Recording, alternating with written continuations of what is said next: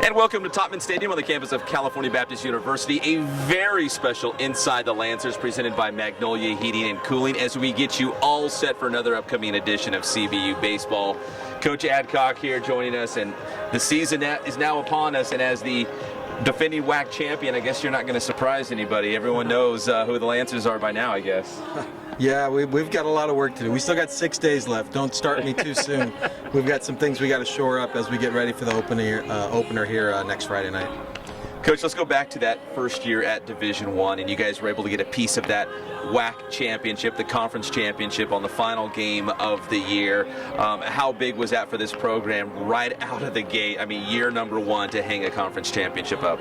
Well, you know, it's something we aspired to. We knew that it was going to be a daunting task. There were going to be places we had never played and things we had never experienced before. And I think the ebbs and flows of the season, we kind of rode them out. And then at the end, we did something special, beating New Mexico State on their home field, which they hadn't lost a series all year. And it was a great culmination to a very productive first season.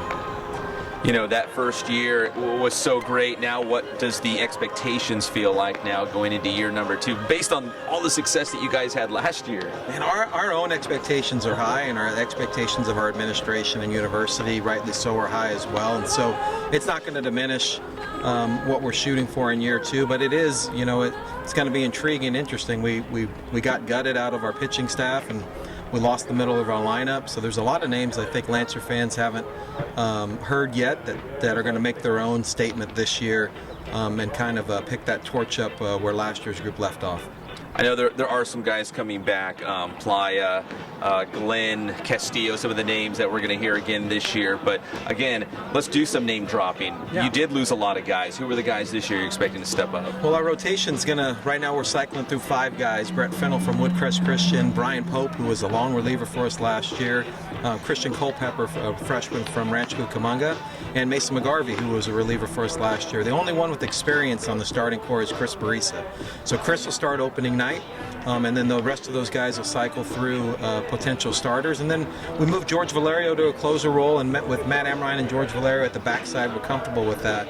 But the middle of the lineup, we're hoping Ulysses Caballero from RCC can kind of pick up Ryan Moda's torch, and we're hoping that, you know, Julian Alvarez and David Martin, a couple key freshmen, one from Yucaipa, one from Chino Hills, can pick up where we left off. And then we added Andrew Gerardo and Kyle Oyama, who had season-ending injuries last year, and they're coming back to give us depth in the middle infield and at second base. And Damon Keith, Jeff Brunchen's part-time players last year are going to play every day, and they've had a phenomenal fall and winter. And Harrison Spahn and John Glenn have been our most productive hitters as well. So a lot of familiar names, but some new names with some local guys that a lot of our Inland Empire people will recognize those names. All right, Coach, let's take a look at this upcoming schedule, especially before you get to conference play, because you've got some big names coming up on the schedule. Why don't you talk about that as well? Yeah, it's different than last year. Last year we had all those snow schools come in that were coming all the in. East Coast and Midwest. Yeah, they were coming in off the cold, and I think they didn't know who we were, and we were ready to go, and maybe they hadn't been outside, and we were able to start off 9-0 or whatever we did. This year it's the opposite. We're actually going to the cold. We're going to Northern California, and we're going to open with Pacific. We're going to take a trip to Reno. Those are great ballparks and great clubs, but not typical places people like to go earlier in the year, because those clubs are very good at those places and the weather is kind of difficult. So I think it's really challenging our road series early, and obviously our home opener versus UCR will be an electric game here with the fireworks show and Coach Percival and his son potentially throwing that night with all the draft hype. And it's going to be a fun opening few weeks for sure.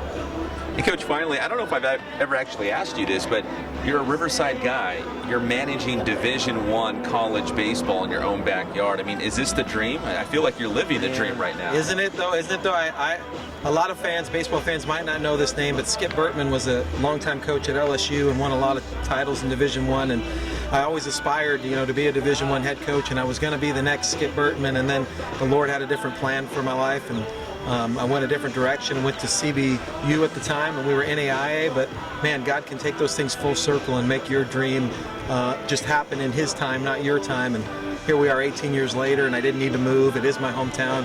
I love Riverside and the Inland Empire and what people do here, and we get to represent one of the Division I baseball teams in town.